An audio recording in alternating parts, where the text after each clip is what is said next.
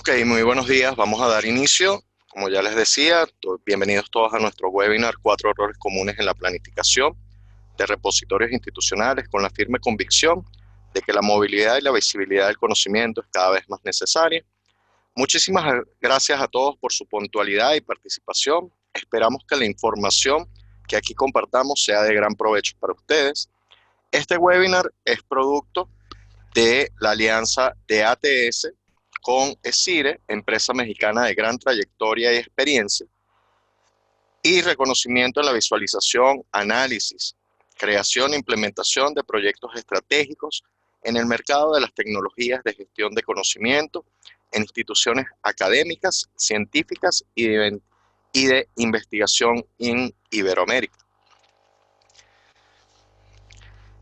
El día de hoy contamos con la ponencia de Joel Torres, especialista con más de 20 años de experiencia en la administración de proyectos de gestión de información y diseño de soluciones creativas en la implementación de repositorios institucionales, automación de bibliotecas, publicación digital de revistas científicas, integración de bibliotecas digitales, creación de campus educativos en línea y desarrollo de software de apoyo a la educación. Las preguntas las pueden formular a través del chat a lo largo de la presentación y una vez concluya tendremos unos minutos para una sesión de preguntas y respuestas. Les pedimos por favor encarecidamente a todos mantener sus micrófonos en silencio, así como sus cámaras desactivadas. Sin más preámbulos, le dejo las palabras con nuestro especialista Joel Torres. Muchísimas gracias por su atención y puntualidad. Joel, muy buenos días. Muy buenos días a todos. Nelson, muy buenos días. Muy buenos Y días.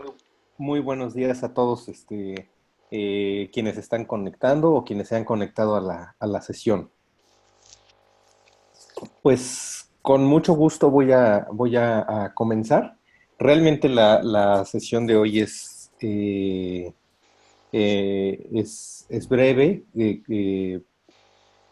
pero muy útil. Estoy compartiendo mi pantalla, denme todos un segundo, por favor. Listo. Bien, pues voy a dar comienzo con la sesión de hoy. El objetivo es hacer una breve revisión de qué errores hemos encontrado en general en común a través de una revisión que hicimos en América Latina de diversos proyectos de repositorio digital, tanto a nivel universitario, escolar, académico, gubernamental, etcétera. Detectamos que existe así como cierta serie de errores comunes que suelen cometerse, tanto en la planificación o en la puesta en marcha o en el mantenimiento de un repositorio digital. Y pues bueno, queremos compartir algunos temas de estos errores, que es lo que hemos encontrado, eh, pues precisamente para tratar de evitarlos o de librarlos en el corto plazo, ¿no?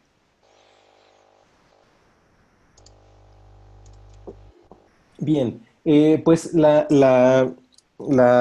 como comentaban los compañeros, las sesiones vamos a compartir esto y si gustan al final podemos atender alguna duda, comentario, aportación de cualquiera de ustedes.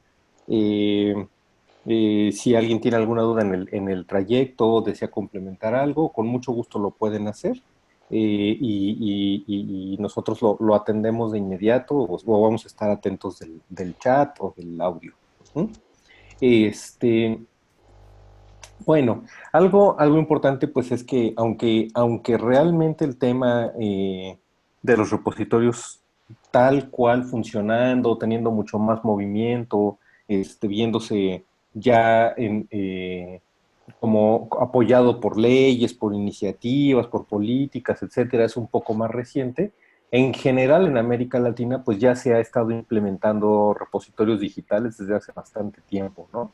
Ya tenemos un tiempo, pues en general, en todos los países de esta región, trabajando desde las primeras versiones del DSpace o de Prince, del Greenstone, etcétera, y eso pues nos ha permitido ir avanzando en ciertos rubros en los que ahora ya no solemos tener dudas ni problemas, pero también el que llevemos ya un tiempo trabajando con este tipo de proyectos, sobre todo si consideramos que, pues, bueno, ya actualmente ya no son iniciativas aisladas, sino que ya incluso en algunos países como América, Argentina, Argentina, Perú, México, pues ya hay leyes que facilitan la publicación en acceso abierto, la implementación de sistemas abiertos, etcétera.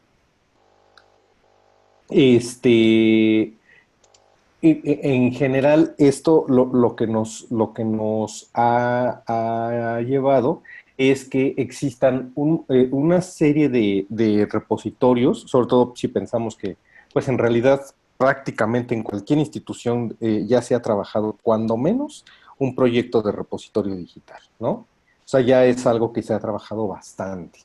Y eso lo que ha provocado pues, es que ya la mayoría de los repositorios cuenten, al menos, o ya se hayan trabajado desde que se implementaron, pues con una buena estructura de metadatos, ya en general es fácil ser interoperable, no importa si estamos usando un ePrints o un Fedora o un DSpace, ¿no? Ya no suele haber dudas con respecto bueno, pues ya monté el sistema, ya tengo mi buen esquema de metadatos, estoy funcionando de acuerdo a la versión más reciente de OpenAIRE, por ejemplo, estoy siendo interoperable con mi repositorio nacional, además con la referencia, mi OAI está trabajando bien, ya tengo implementado mis licencias de Creative Commons, el sistema está bien estructurado con sus colecciones, sus comunidades, sus colecciones, etcétera, ¿no? Eh, Tengo algunas estadísticas, sobre todo de las descargas, incluso ya configuré mi Google Analytics para tener buenos datos, buena información. Entonces, eso, digo, obviamente es genial, es muy bueno haber trabajado ese nivel nuestros sistemas, pero lo que también suele provocarse con esto es que estamos en una zona de confort.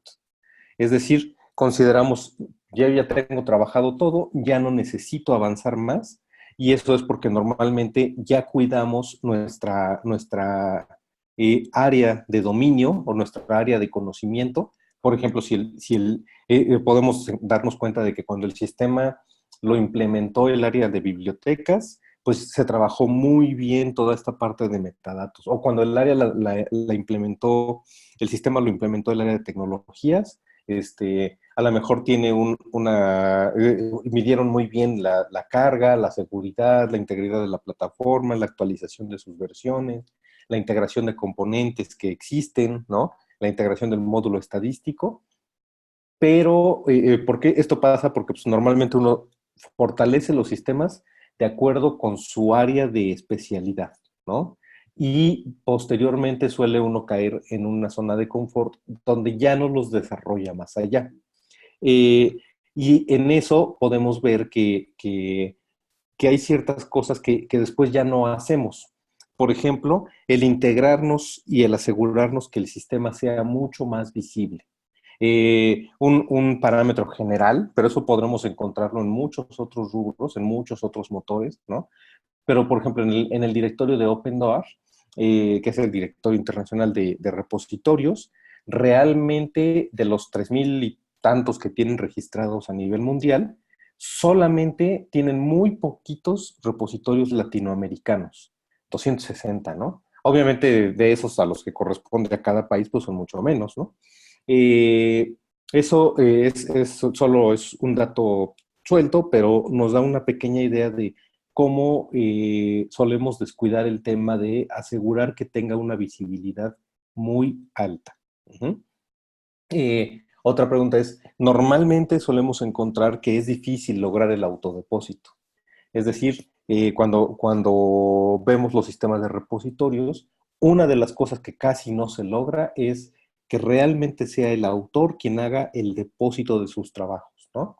Otro tema que solemos encontrar es que pues no hay altos niveles de consulta a la información. Uh-huh. Eso nos lleva a una deducción clara, y es que cuando como resultado de que normalmente solemos caer en estas zonas de confort, lo que encontramos es que existe un alto porcentaje, ya sea de que los proyectos fracasen, esto cuando el proyecto se planifica, se ejecuta, pero posteriormente pierde el apoyo y fracasa, o sea, no se mantiene en el tiempo. Uh-huh. O en el otro escenario, cuando el repositorio se mantuvo en el tiempo, un determinado tiempo, se pobló con cierta información, pero después empieza a estar abandonado. Es decir, no mantiene una línea constante de crecimiento con respecto a sus consultas, al número de gente que lo accede para publicar, al número de gente que accede a él para leer y sobre todo en el crecimiento de la colección. Entonces, los repositorios en general suelen tener un crecimiento inicial, un pequeño crecimiento el primer año, el segundo año, y después de eso se quedan estancados y después del cuarto año empiezan a bajar muy, muy lentamente. Es decir, hay una tendencia alta al abandono de los proyectos, ¿no? Eso lo podemos encontrar en varios sistemas. Si analizamos bien, por ejemplo, el sistema de las estadísticas y la información que publica DOAR, nos vamos a dar cuenta de que pasa mucho eso. Sistemas que se dieron de alta hace, no sé, 5 o 6 años, a lo mejor siguen sin atender ciertos rubros, ¿no? Ahora, ¿cuáles son estos errores que nosotros hemos encontrado? Nosotros los agrupamos en cuatro rubros generales que hemos encontrado que suelen ser comunes en los sistemas de América Latina, ¿no? El primero es más genérico, es decir, es como más, engloba cosas que podemos encontrar en los otros tres de manera más detallada, pero bueno, los menciono. ¿Cuáles son? El primero está en el rubro de los objetivos. Si algo podemos encontrar es que, y si analizamos, por ejemplo, la literatura, la publicación, las leyes de acceso abierto, los lineamientos que suelen existir, etcétera, nos vamos a dar cuenta de que un repositorio digital o institucional de acceso abierto se define por tres grandes objetivos que tiene que cumplir. Si no estamos cumpliendo estos tres grandes objetivos, realmente no tenemos el repositorio completo. ¿Cuáles son? El primero, el tema del autodepósito. Es decir, normalmente suele existir una confusión entre crear un proceso de autodepósito y crear un proceso de publicación. Solemos pensar que es lo mismo y por lo mismo muchas veces no se fortalece el autodepósito. Porque decimos, no, pero es que no podemos permitir o no va a ser fácil permitir que llegue un alumno, por ejemplo, de maestría, deposite su trabajo y ya sea visible el trabajo, sin una revisión más profunda de la calidad de los metadatos o de las licencias que se van a usar, etcétera, ¿no? Entonces, normalmente tenemos que tener claridad. Los procesos de autodepósito son distintos a los procesos de revisión y publicación final. Entonces, este tema es muy importante. En general, no se trabaja el proceso del autodepósito, no se logra que los autores directamente generen el depósito del contenido. Y otra cosa muy, muy común en los repositorios es que normalmente el repositorio le impone al autor qué licencia de Creative Commons va a usar. Es decir, se publica todo el contenido, uno entra a cualquier repositorio, ve todo el contenido y dice, bueno, pues este repositorio es licencia CC BY NC, y todo lo que se está publicando ahí, así entra, ¿no? Eso suele suceder porque como no existe la política de autodepósito, el usuario nunca genera la conciencia de él tener o elegir conscientemente qué tipo de licencia va a utilizar, saber qué impacto tiene, si utilizo una CC BY o una CC BY NC, ND, ¿no? Por eso es importante también el tema de la política del autodepósito, porque en realidad ese proceso de autodepósito sería una herramienta para formar a los usuarios o para formar en los usuarios una cultura de acceso abierto y que ellos entiendan con claridad por qué estoy depositando, que esto se va a ver en abierto, qué tipo de licencia estoy utilizando, por qué estoy eligiendo esta licencia y no la que está a un ladito, o la más abierta o la más restrictiva, etcétera, ¿no? En general, este es el primer rubro que se descuida. Partimos normalmente de que la publicación la hace una sola área de la institución, ya sea el área de tecnologías, un área académica o una biblioteca, y el proceso empieza desde que se catalogan los materiales que ya se recibieron de otra forma, ¿no? Entonces, no, se tiene que hacer el proceso completo y se debe partir de lograr el autodepósito. El segundo punto es el rubro de lograr que el repositorio sea realmente accesible y sea realmente visible. Es decir, tenemos que asegurarnos que cualquier usuario, recordemos siempre que el repositorio fue creado y está concebido para centralizar las publicaciones que genera la institución y para difundirlas en Internet. Es decir, para que el público que está en otros países, que esté interesado en las temáticas y en los contenidos que nosotros generamos, encuentre estos contenidos. Eso quiere decir, en otras palabras, que el repositorio, su objetivo es ser una vitrina que difunda la producción institucional. Y eso tiene que ver con que necesitamos garantizar que sea accesible y que sea visible, ¿no? En todos sus niveles, desde el diseño conceptual y de navegación del sistema, pasando por los metadatos y hasta el texto completo. Y en tercer lugar, tenemos que asegurarnos que el sistema tenga y cumpla con una política de preservación digital. Esta política debe estar apegada a estándares internacionales, ¿no? Son tres grandes rubros que normalmente no están concebidos o no están considerados. El autodepósito, el acceso y la visibilidad y la preservación digital. Obviamente esto se puede desglosar un poquito más, vamos a desglosarlo un poquito más en los siguientes rubros que vamos a comentar. Ajá. ¿Cuáles son esos siguientes rubros? El error número 2 que normalmente solemos ver es que no se sigue o no se siga la normatividad. Es decir, todos sabemos que a lo mejor para los metadatos trabajamos mucho el tema bueno, hace tiempo era que se siguieran las directrices Driver, ahora es que se sigan las directrices de OpenAIRE o las directrices nacionales, las que define un repositorio nacional, etcétera, ¿no? Este tema, bueno, tiene que ver con los metadatos.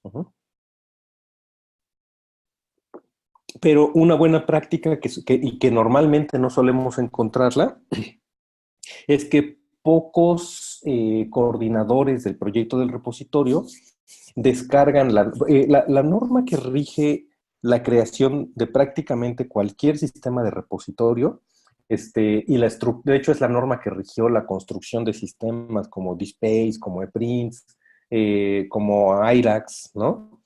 Es una norma que ya es más o menos antigua, que es la ISO 16363. Esta norma está pensada para la construcción de repositorios de todo tipo, privados, públicos, corporativos, etcétera. Una buena práctica debería ser que uno descargue la norma y en una matriz, ¿no? De Excel o de cualquier estilo, a mano, ¿no? Pudiéramos comparar, a ver, ¿qué dice la norma respecto a la organización, recopilación y depósito de contenidos? ¿Qué dice la norma respecto a accesibilidad? ¿Qué dice la norma respecto a preservación, a tecnología, a políticas, etcétera? Y hacer un comparativo de lo que dice la norma con lo que yo en realidad tengo de mi repositorio. Esa sería una ruta muy, muy rápida para decir, ay, nos está faltando esto, no hemos trabajado aquello, etcétera. Ese tema no es una práctica común que uno pueda encontrar en los repositorios, donde precisamente uno esté como diciendo, bueno, ¿qué parte, de acuerdo a la normatividad internacional, tengo desatendida? Otro tema, bueno, no suele, esto es muy variado, en este caso, en países como Argentina, no es un problema. en otros países sí, donde no se sigue desde el principio el diseño de un proyecto pegado a alineamientos nacionales o a buscar una participación en un sistema nacional, ¿no? Obviamente el asegurarnos que el repositorio sea interoperable, que, bueno, a través de OAI sí es algo que se trabaja mucho, aunque sí es muy común encontrar que en los sistemas de repositorios se configura el OAI, se genera una sola salida, o por decirlo así, un solo canal, que en OAI los canales de información se llaman contextos.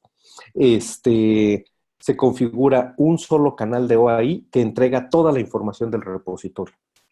Eso nos habla de que probablemente no se está explotando al 100% porque en realidad uno podría generar canales de OAI específicos por tipo de documento, por ejemplo, o por temática, y en la medida que nosotros, que la administración del repositorio estuviera en contacto con otras instituciones, con repositorios especializados, con buscadores especializados, con bibliotecas en donde consideremos que está la gente que quiere leer nuestros contenidos, deberíamos estar creando más canales de OAI que dijeran, por decir algo, tesis, posgrado, matemáticas, ¿no?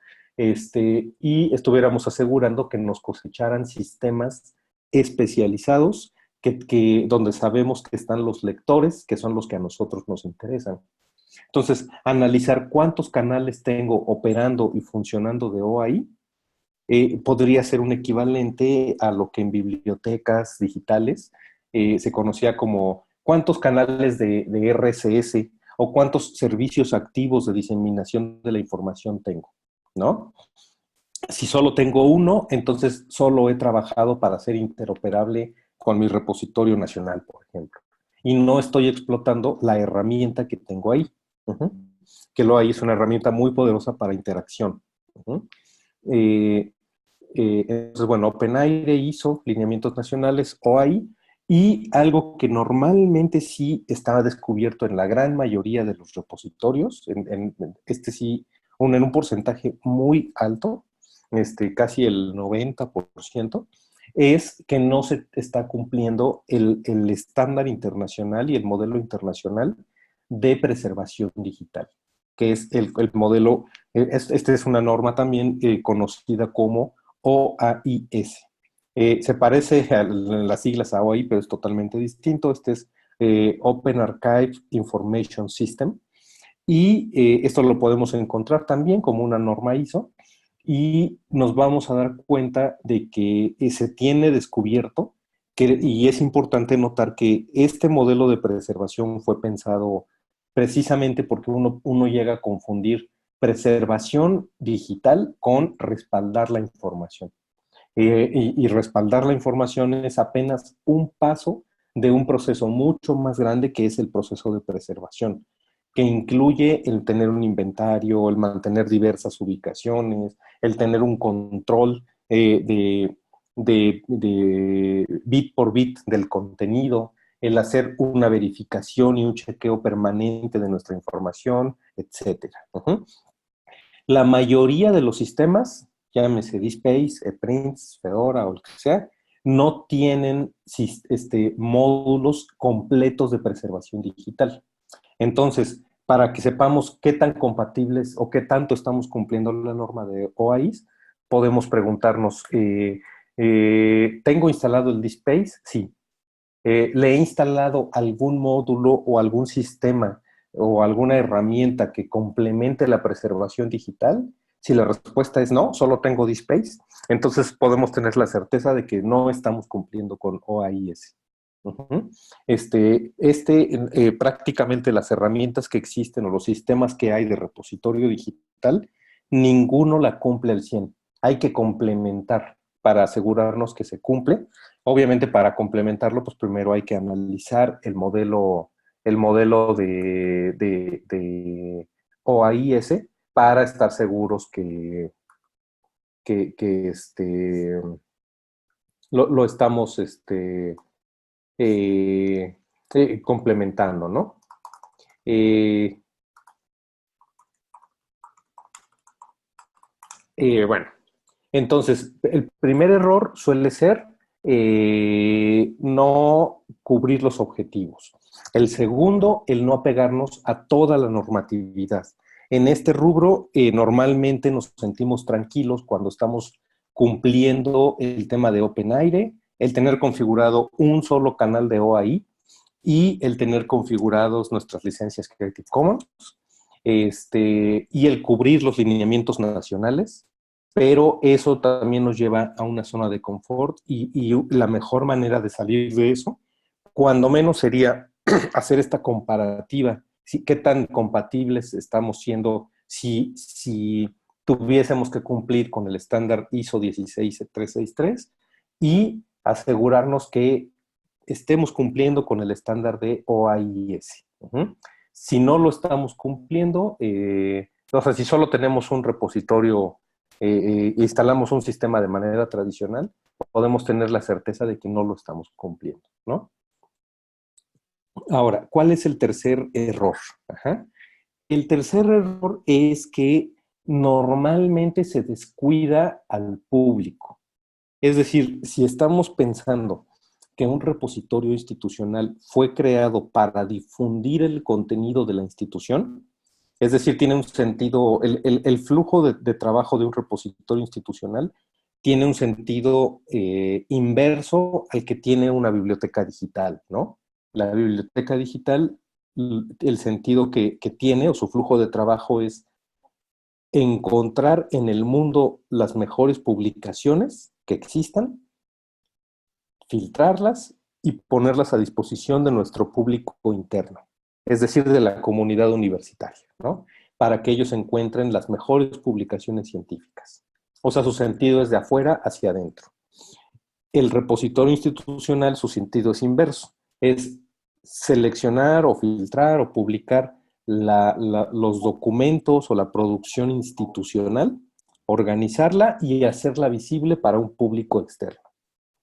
Entonces, su sentido debe ser, hay que tomar en cuenta este sentido porque es muy importante. Si lo estamos haciendo para difundir la producción institucional, debimos, desde que diseñamos el proyecto, pensarlo no orientado al académico o al investigador de nuestra institución, ni pensando en cumplir el lineamiento nacional. Debimos diseñar el proyecto pensando en el público. Específicamente, ¿en qué tipo de público? En el público lector.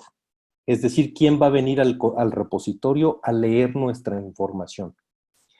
El público lector en general en repositorios institucionales y en revistas científicas es el público más descuidado.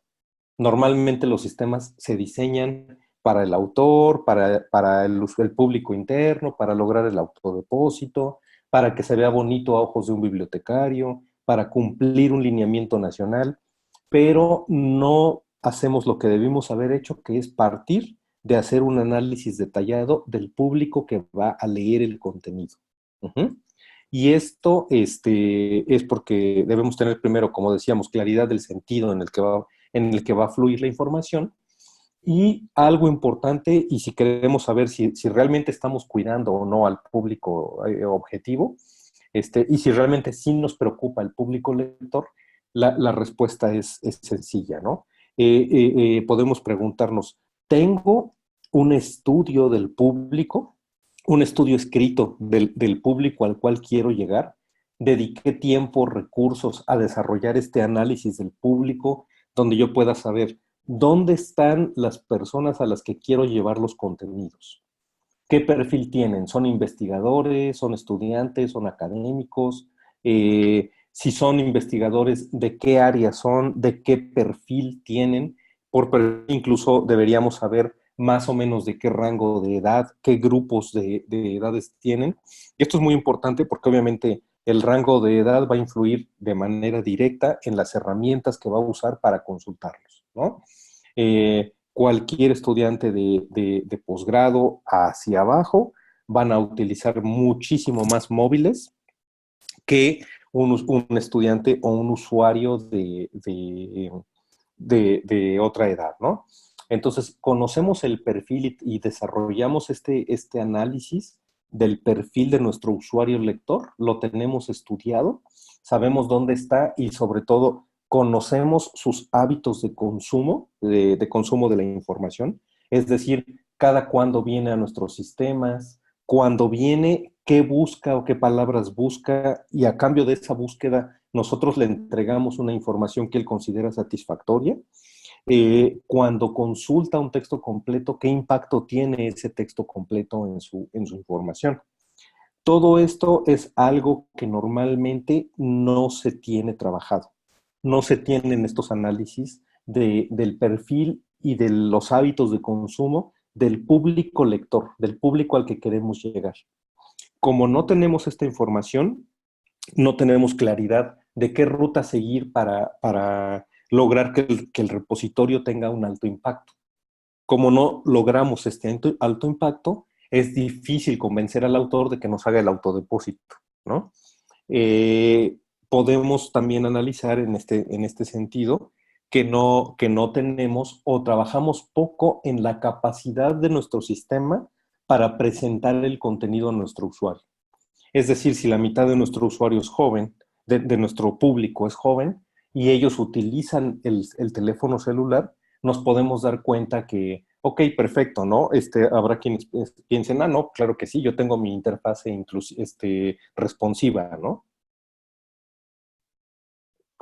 Pero entramos y hacemos la búsqueda, todo está perfecto, la interfaz es responsiva, nos muestra los resultados, vemos un resumen, y todo esto lo estamos haciendo de manera ágil y dinámica en un teléfono celular, por ejemplo, pero llegamos al texto completo y de todos modos el texto completo, que es el contenido que está buscando el usuario, realmente al usuario le importa mucho más el contenido que todo el trabajo que se haya realizado sobre la plataforma, ¿no? Él no le importa eso, lo que quiere es encontrar rápido, en 2, 3 clics, un contenido de valor.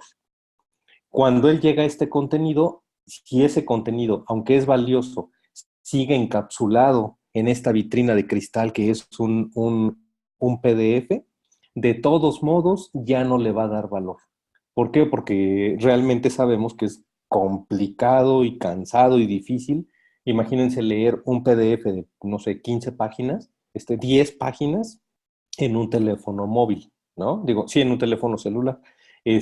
No es factible, es un problema, etcétera, y eso va a hacer que el usuario prefiera moverse hacia una plataforma o a un repositorio abierto internacional, o prefiera irse hacia un sistema de búsqueda de información o hacia cualquier otra plataforma que tenga capacidad de presentarle el contenido, que es lo importante, de manera fácil y que el texto completo esté accesible en la tecnología en la que él está, no en la tecnología que le imponga el fabricante del software o el desarrollador del software o el administrador del repositorio. Uh-huh. Entonces, este punto es muy importante y es un factor de por qué los repositorios no logran tener un nivel alto de consultas, porque normalmente nos consideramos que ya hicimos el trabajo, y sí, el trabajo en la parte de organización, catalogación, estructuración es bueno, muy bueno, pero no hicimos el trabajo de diseñar el proyecto pensando en el público al que queríamos llegar. Uh-huh. De hecho, prácticamente son casi nulos los repositorios, o las revistas científicas. Esto también se aplica en los sistemas de revistas científicas, todo este tema del público, de los OJS, por ejemplo. Cuando vemos, por ejemplo, las estadísticas que tenemos montadas, todas las estadísticas que tenemos diseñadas en nuestro sistema de repositorio giran alrededor del documento. Es decir, cuántas descargas, desde dónde fue descargado, desde qué ciudad, cuántas veces se vio el resumen, la ficha, ¿no? Cuántas veces se llevaron el texto completo, pero no vamos más allá. No solemos hacer inversión de recursos ni de tiempo incluso pocas veces nos preocupa, tener una herramienta que nos permita tener, o varias herramientas que nos permitan mantener una mayor comunicación o tener métricas donde el público, la persona que vino al repositorio, sea el centro de la métrica. Y saber, oiga, de alguna manera preguntarle, lo cual sí haríamos en una biblioteca física, ¿no? Preguntarle exactamente cómo le ayudamos, qué necesita y tratar de detectar si él encontró el contenido que necesitaba, qué impacto tuvo ese contenido y encontrar la manera de mantener una comunicación con él para que vuelva. Si analizamos cualquier proyecto de Internet, llámese Amazon, hasta Mendeley, o sea, sin importar si es genérico o científico, la mayoría de los proyectos que nacieron con un objetivo de vivir en Internet, casi no se puede concebir la idea de que hayan creado el proyecto sin hacer un análisis y un plan de cómo voy a jalar las visitas y el uso de los sistemas. Este es un error probablemente el más fuerte o un área en la que se ha desatendido de verdad muchísimo, tanto en repositorios como en revistas, y en la que se puede trabajar, ¿no? Dentro de eso es importante considerar el tema de la capacidad de presentar el contenido, es decir, tenemos que hacer lo más pronto posible, urgentemente, proyectos que nos permitan convertir o que nos permitan abandonar el uso del PDF para que podamos presentar el contenido en formatos abiertos, que podamos transformar, que podamos preservar, que podamos explotar de mejor manera, ¿no? Formatos abiertos como el XML son urgentes en repositorios. ¿Por qué? Porque son formatos que nos van a permitir, primero, como mencioné, preservar la información. Segundo, nos van a permitir incrementar la visibilidad, porque obviamente cuando tenemos publicado desde XML, publicamos la versión HTML del contenido, un motor como Google Scholar nos va a indizar muchísimo mejor. Pero además, al presentarle al usuario el texto completo en XML, podríamos integrar poco a poco mayores herramientas que nos permitan interactuar con él. ¿En qué momento? En el momento en el que él está en el sistema en lo que a él le interesa. Si hacemos la comparación con un restaurante, ¿no? Cuando uno está en el restaurante, te preguntan si todo está correcto en el momento en el que tú estás comiendo, que es a lo que fuiste ahí, ¿no? No antes ni cuando ya te vas. En un repositorio debería ser similar, o sea, realmente nos debería interesar que él vino al repositorio porque le interesaba el contenido, no las búsquedas, ni los índices, ni el diseño, a él le interesaba el contenido. Y otra cosa importante es pensar, y otro punto para que analicemos el tema de si tenemos cubierto el público al que queremos llegar o no, además de identificar si tenemos su perfil, sus hábitos de consumo, y si nuestro sistema tiene capacidad de presentar el contenido en todo tipo de sistemas, si tenemos contenidos abiertos o seguimos arrastrando las restricciones del PDF. Otro punto adicional es preguntarnos, ¿he trabajado en la interfase del usuario? Si la respuesta es sí he trabajado en la interfase y en lugar de que la respuesta sea he trabajado en las interfaces, entonces también estamos descuidando eso. Porque realmente un proyecto de repositorio, que es un proyecto nativo de Internet, debería tener varias interfaces de usuario. La interfase que tiene que ver con el usuario natural que llegó a Internet y que nos está consultando desde una máquina, desde una computadora, perdón, la interfase para el usuario que está en Internet, pero que nos está consultando desde un móvil, esa interfase debería estar bien analizada. Y, por ejemplo, la interfase que le vamos a presentar a un usuario que tenga necesidades distintas. Un usuario que sea invidente, un usuario que tenga problemas de dislexia, un usuario que tenga problemas por ejemplo, para identificar colores. Normalmente se ha trabajado muy poco en el tema de inclusión. lo cual en realidad la mayoría de los repositorios están diseñados pensando que solo existe un solo tipo de usuario, que este usuario está en la computadora, que no tiene problemas de visión, no tiene problemas de lectura. Es un usuario, digamos, perfecto, ¿no? Nos interesa que el sistema se vea bonito y solo se diseñó para un solo tipo de usuario. Eso va en contra de todo el concepto del acceso abierto porque son sistemas excluyentes. Se tiene que hacer inversión, trabajo y esfuerzo en ajustar las interfaces para que sean inclusivas, para que si llega un usuario invidente y él trae su herramienta de lectura, y cuando esa herramienta de lectura llegue a nuestro repositorio, el sistema esté preparado para interactuar con esta herramienta y entregarle un esquema de navegación bien estructurado. Entiendo, aquí está el primer menú, aquí está el otro menú, aquí está el contenido, esta es la sección para hacer búsquedas, que todo esto cubra estándares internacionales como los que define la W3C, que es la organización que rige todo Internet, o los estándares de Internet. Y bueno, pues es parte de lo que se tiene que cuidar. Entonces, en el rubro que tiene que ver con el público al que vamos dirigidos, que es el público lector, sí hay muchísimo que trabajar.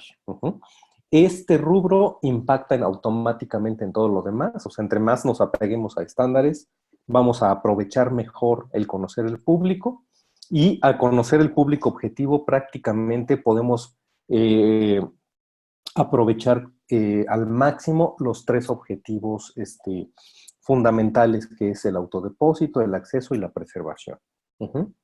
Ya por último, pues obviamente algo que suele suceder, que es en un porcentaje mucho menor, pero es que hay que mantener el enfoque del repositorio, ¿no? Por enfoque, pues nos tenemos que mantener claros de que un repositorio no debe ser enfocado como un proyecto de software, ¿no? No es un proyecto de software, ni un proyecto político, ni un proyecto que se crea para cumplir un determinado mandato, ¿no? Sino que un proyecto de un repositorio es una colección documental que debe ser y mantenerse visible para el público para el cual fue destinada, ¿no? ¿Qué público es? Pues al que respondan los documentos, ¿no? Los documentos, sobre todo si estamos hablando de ciencia abierta, son documentos que fueron creados para ser leídos por alguien, ¿no? Entonces, el mismo interés del autor cuando describió a quién quería llegar debe ser el mismo interés nuestro, a quién necesitamos hacer que esos documentos lleguen. En fin, entonces, ¿cuáles son los 4 rubros? Pues a nivel general, el cubrir los objetivos. Si nos damos cuenta, estos objetivos se pueden desglosar en lo demás, ¿no? Pero bueno, son los objetivos que es el autodepósito, garantizar el acceso y la visibilidad de la información y la preservación digital. En segundo lugar, la normatividad. En tercer lugar, el público. Y en cuarto lugar, el enfoque. Entonces, podríamos visualizarlo de otra manera, que es garantizar el enfoque, que tiene que estar todo el proyecto enfocado a nuestros usuarios principales, que son los lectores. En segundo lugar, tenemos que atender al usuario autor y hasta tercer lugar al usuario institucional. El enfoque primordial debe ser el usuario lector. Lo segundo, asegurar que el proyecto es accesible y que tiene una estrategia o varias estrategias de visibilidad. Tenemos que asegurarnos que los contenidos, o sea, hay que trabajar en el texto completo, de menos atención a la plataforma y ahora más atención al texto completo, para que el texto completo sea visible para motores genéricos como el Google Scholar, pero también asegurarnos que el texto completo esté ahí donde están nuestros usuarios, lectores, sus contenidos, y necesitamos encontrar alguna manera de medir qué impacto o qué uso tuvo ese texto completo. Y en tercer lugar, asegurarnos que la planificación esté correcta, también no solo pensando en el corto plazo, sino pensando también en el largo plazo. Entonces, bueno, Esto fue lo que quisimos pues compartir con ustedes. Nos encantaría, si alguien tiene alguna experiencia adicional o cosas que gusten compartir, recuerden que nuestra intención en este tipo de sesiones, pues es hacer breves sesiones donde podamos interactuar, ¿no? Y donde podamos compartir que al final, si los repositorios son de acceso abierto y estamos usando software libre, pues también hagamos sesiones de compartir nuestra experiencia y nuestro conocimiento en abierto, ¿no? Bueno, pues dejo el espacio por si es que existe alguna duda o algo. Ujú. Ok, ¿qué tal? En este momento damos apertura al ciclo de preguntas y respuestas. Pueden activar sus micrófonos o si gustan pueden realizarlas a través del chat. Joel, tenemos la primera pregunta de la señora María Lidia Bonpadre. Si pudieras aclarar un poco el tema de los formatos que nos devuelve el sistema PDF versus HTML. Sí. Esta pregunta la Con realizó a gusto. través del chat. El objetivo, recuerden que uno de los objetivos del repositorio es, pues, difundir el contenido, ¿no? Asegurar que ese contenido, además, se mantenga accesible a lo largo de los años, lo cual ahora es una necesidad mucho mayor porque el 98% del contenido que hay en el mundo ya es digital, ¿no? No tiene un respaldo, digamos, impreso. Uh-huh. Eh, Dentro de ese ámbito, el PDF es un modelo que arrastra todas las limitantes del papel a la computadora. Si nosotros hiciéramos la comparativa de poner en dos computadoras, ¿no? O en dos sistemas, el mismo contenido en un sistema en HTML o XML y en otro sistema el PDF, nos vamos a dar cuenta que el PDF no lo podemos explotar. Por ejemplo, en el sistema que tiene HTML, cuando llegue un motor como el Google Scholar, va a poder entrar y analizar el texto completo de manera más dinámica. Uh-huh. Si ese HTML está enriquecido de tal manera que se vea como o fue construido a partir de un XML, el motor de Google va a poder identificar dónde están los autores, dónde están el resumen, el texto completo, las secciones, y va a poder construir sus índices de una manera más efectiva. Por lo tanto, vamos a incrementar la visibilidad, ¿no?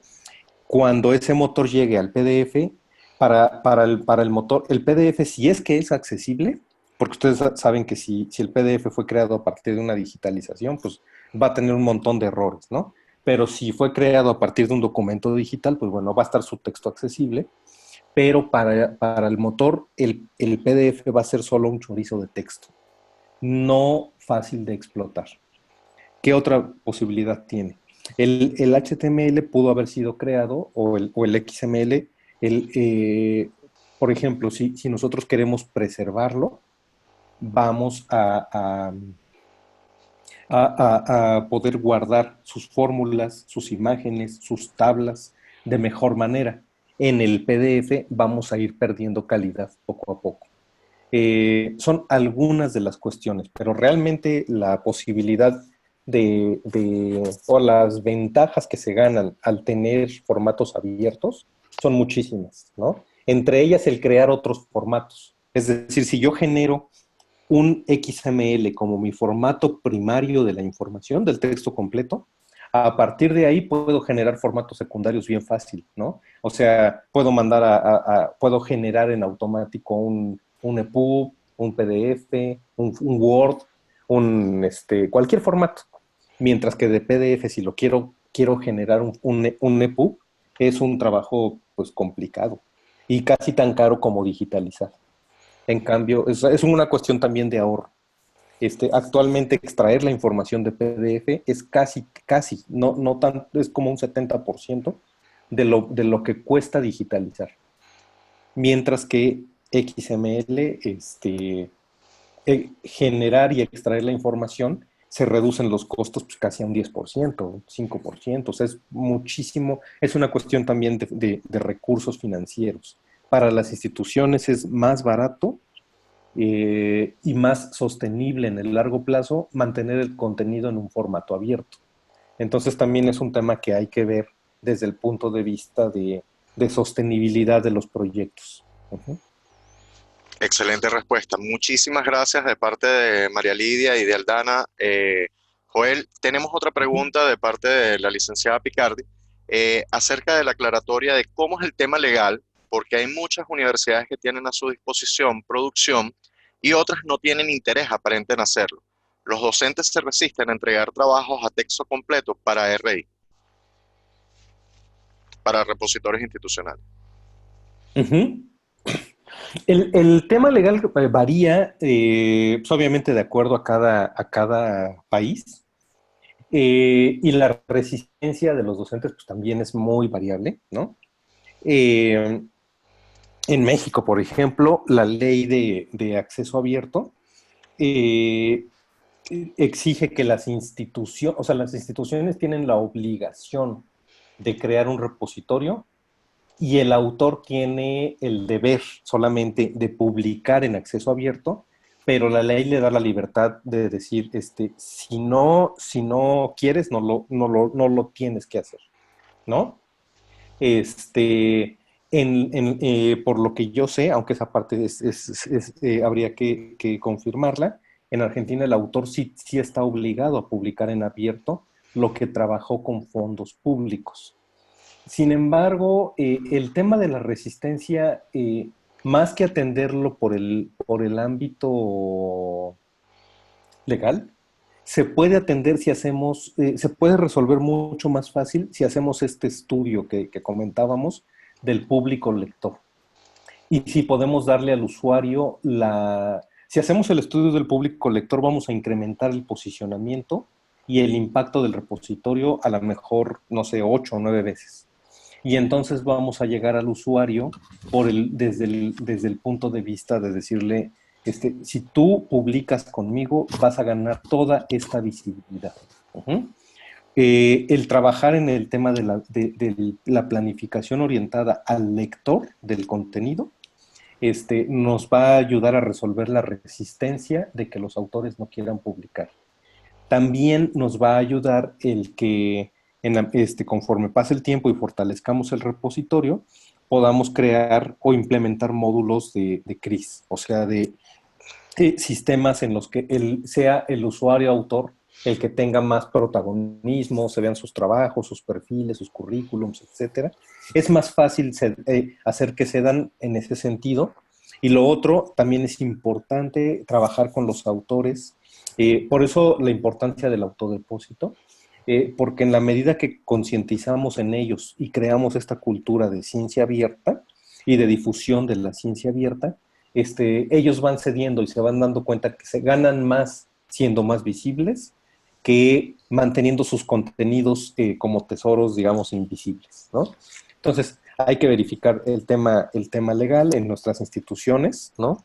Eh, pero acompañarlo de los temas de visibilidad y de herramientas que le podamos dar al usuario para formar una cultura de ciencia abierta. Si atacamos los tres rubros, o sea, trabajamos en verificar el tema legal, el tema de la visibilidad y el tema de crear la cultura de ciencia abierta, va a funcionar. Uh-huh. Muchísimas gracias, Joel. ¿Alguien tiene alguna pregunta adicional que desea hacer?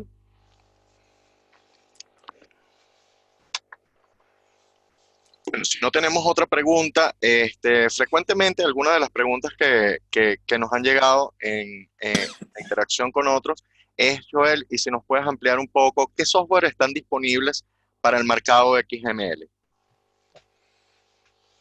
Mm, no hay como softwares que hagan las cosas automáticas. El XML hasta el momento tiene que hacerse un proceso de conversión manual o semimanual, ¿no? Pero una buena manera de acercarse a aprender el tema es a través de iniciativas como Redalic. Redalic ha invertido mucho esfuerzo y trabajo en generar herramientas que ayuden a convertir a XML, aunque ahorita su enfoque está orientado a artículos científicos, ¿no? También Cielo, la red Cielo, tiene muchísima experiencia y trabajo, años, herramientas que permiten construir XML, también orientado a trabajos científicos, ¿no? De todos modos, quien tenga alguna duda o quien guste que hagamos algún tipo de diagnóstico, con muchísimo gusto podemos, ya en el caso específico o puntual de cada quien, decirles, oye, mira, la idea podría ser trabajar el XML de esta manera, o en tu caso, la mejor ruta podría ser esta, los estándares que hay que seguir para XML deberían ser estos y estos, sobre todo porque ya cuando hablamos, o sea, hablamos de artículos, ya está todo muy bien estructurado a nivel Latinoamérica, pero si hablamos de libros o de tesis, no tanto, ¿no? Entonces ahí hay que trabajar cada caso a la vez. Ok, excelente. Muchísimas gracias, Joel. ¿Alguna reflexión final que nos quieras dejar para este webinar? Pues no, solamente agradecerles a todos, mandarles muchos saludos desde México, especialmente desde Puebla, que es la tierra del mole, ¿no? Invitarlos cuando gusten visitarnos, aquí es su casa. Y obviamente, pues vamos a estar atentos, ¿no? A través de las redes sociales y de todo lo que tiene disponible ATS para mantenerse en contacto con ustedes, ¿no? Eh, y pues muchas gracias a todos por la atención al webinar del día de hoy. Y cualquier duda, de verdad, con muchísimo gusto estamos a sus órdenes. De verdad, muchísimas gracias, Joel, por tu tiempo, por compartir el día de hoy con nosotros. Estimados, ha concluido nuestro webinar, 4 errores comunes en la planificación de repositorios institucionales. Espero que haya sido una hora muy fructífera en la cual hemos tenido la oportunidad de profundizar sobre los diversos aspectos de este movimiento a través de la experiencia de nuestro especialista Joel Torres. Eh, Nos colocamos a su disposición para atenderles en cualquier requerimiento que tengan, para ofrecerles nuestra asesoría, el apoyo a los retos que sabemos que enfrentan día a día en sus labores de investigación y desarrollo, así como el soporte a lo que es este aspecto muy importante dentro de sus instituciones. Agradecemos una vez más a todos por su asistencia y participación. Les recuerdo, nos pueden seguir a través de nuestras redes sociales y contactar con el ejecutivo de negocio, mi persona, pueden tener los datos de contacto en pantalla en este momento, el cual les atenderé de manera personalizada. Y bueno, que tengan feliz día a todos y de verdad muchísimas gracias por su asistencia. Saludos a todos. Saludos, Joel.